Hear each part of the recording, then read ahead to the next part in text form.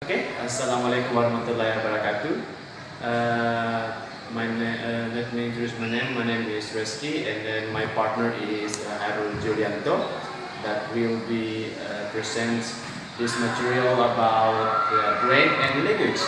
So that we know that language and brain are intricately related in order to gain a deeper understanding, of course. So if psycholinguists, we must examine this relationship. So, what is language? Language is when other people speak, and then with the oral speak. Like many countries have a different language, and then how they process the language is through the brain. That people have to also know about this, because brain is one of the important part in our body to control language or our body.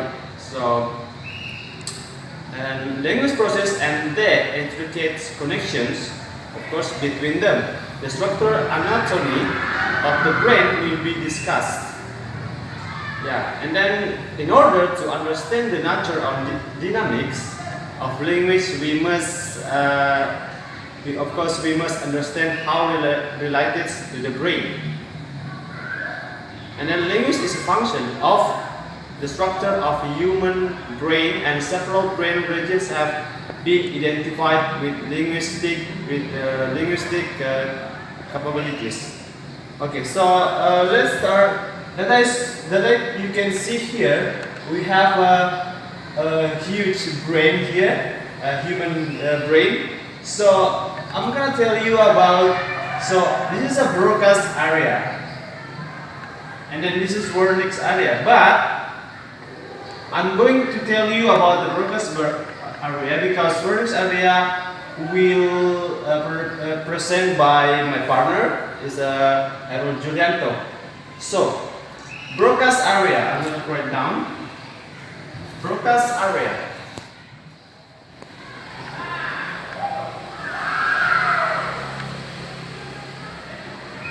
So, okay, may you have question about what is Broca's area?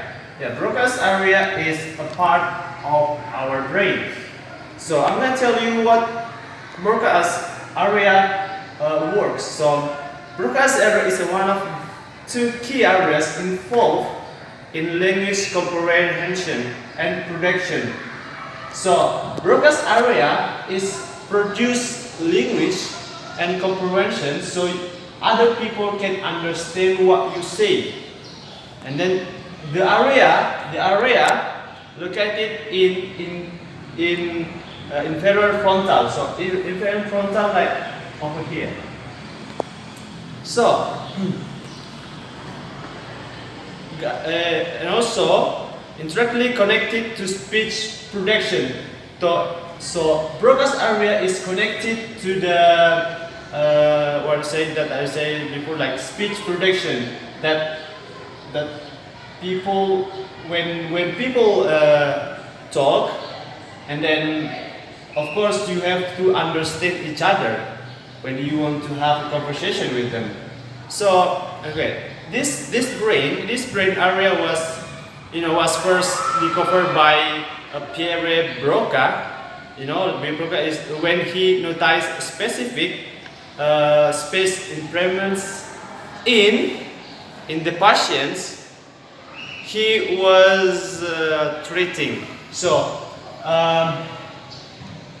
Pierre Broca is when he got patient in his I think it was hospital, and then he got patient that damage in Broca's area, and then that people couldn't speak. It is to speak, but it's very difficult to produce language, something like that. So yeah.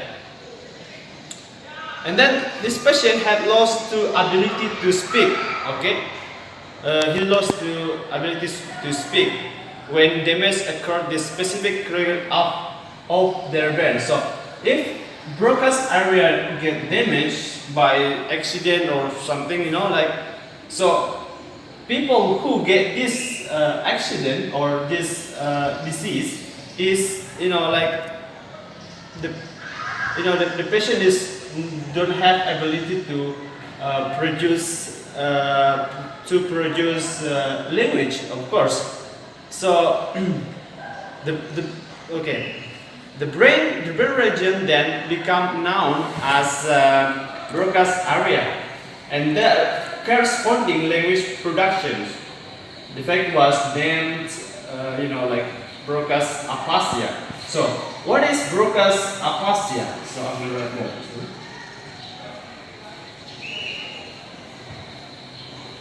So, aphasia is disorder. When people got this aphasia, people is difficult or couldn't reduce language, and then it's very difficult to talk with them because they don't speak like normally, like fluently. So okay, so first, so I think this is clear. So various studies of patients with chronic aphasia have played an important role in understanding. So broadcast area is very important thing in our brain. So they can produce language, they can comprehension and production. So my friends will be continue our material. My partner Haerul that going to tell you about awareness area. So I'm gonna invite Haerul. Okay. Thank you from Reski. He invited me about the brain. He said that explain about the broadcast today and continue about the awareness area. Awareness area is another very important region. The brain intricately involved with language. As part of the cerebral cortex, it is directly linked to speech and involved in the comprehension of written and spoken language. From Taylor and Marshall Wilson in 2008 is said. Awareness area is located in the posterior section of the supratemporal gyrus. Specifically, this area censors the auditory cortex and sylvian fissure. It is a sylvian fissure where the temporal lobe and parietal lobe meet and compress or portion. A portion of Rodman area Kaiser et al. 2005. This, okay, look the picture. This is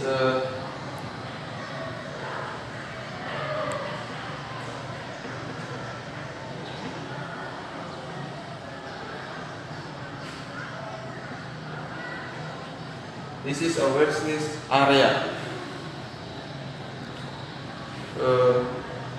Awareness area from a doctor from German. His name is Carl Wessner, who hypothesized there was connection between the left posterior section of the supratemporal gyrus and the mimicking of words associated with the sensory and motor image of spoken words. Baik, saya lanjutkan dengan menggunakan bahasa. Carl Wernis namanya yang memulai teori awareness area dengan melalui namanya sendiri. Dia melakukan penelitiannya akibat dari efek kemampuan berbahasa dari seseorang yang didapatkan dari pasiennya. Dan dia lahir tahun 1848 di Tarnowitz, salah satu daerah di Polandia. Tapi dia berkebangsaan Jerman dan dia juga adalah seorang akademis. Dia adalah seorang dokter ahli anatomi dan ahli kejiwaan. Dari penelitian yang dia lakukan yaitu efek dari pengaruh berbahasa seseorang bukan terletak kepada otaknya sesuai dengan apa yang dikatakan oleh Broca. Awareness itu terletak pengaruh awareness itu terletak kepada di gyrus superior dan posterior seseorang, dan itu dia dapatkan akibat dari